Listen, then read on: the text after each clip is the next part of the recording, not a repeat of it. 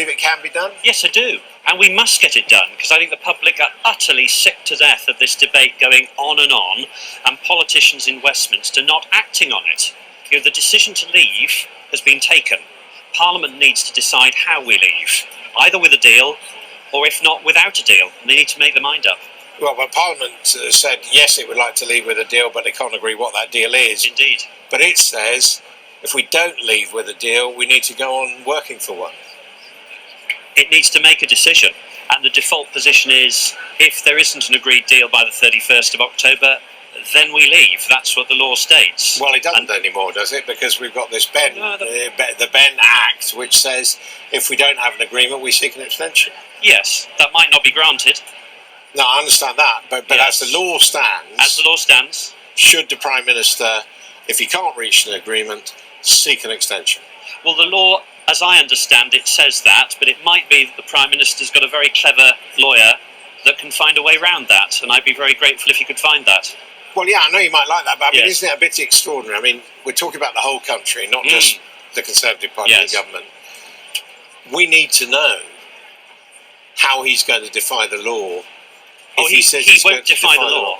The Prime Minister will absolutely obey the law. Well, the question is there a clever QC somewhere that says, by acting in such and such a way, you don't have to send that letter to extend? Look, on this whole question of national destiny, yes, to try and undermine what Parliament has done on some kind of legal chicanery, as but you see, I would argue John Major has put it. I mean, it would be outrageous, wouldn't it?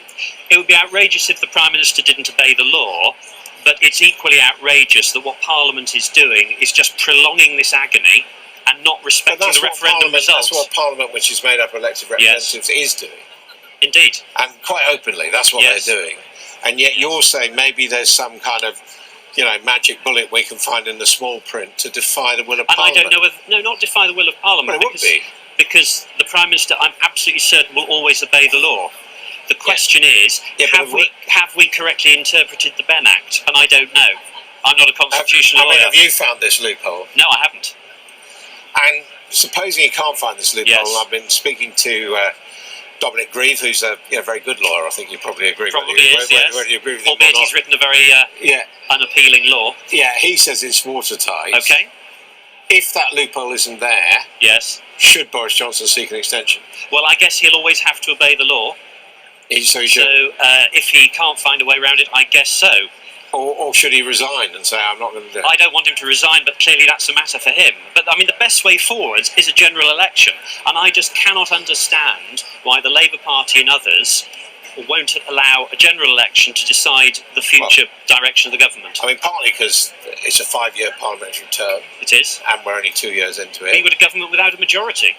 Well, exactly. Therefore, what authority do you have to do anything? Well, indeed. In other words, we need a general election to sort that issue out, and that is what Boris Johnson is asking for. And bizarrely, the Labour Party is saying, we don't want a general election, but we won't allow you to lead us out of the European Union.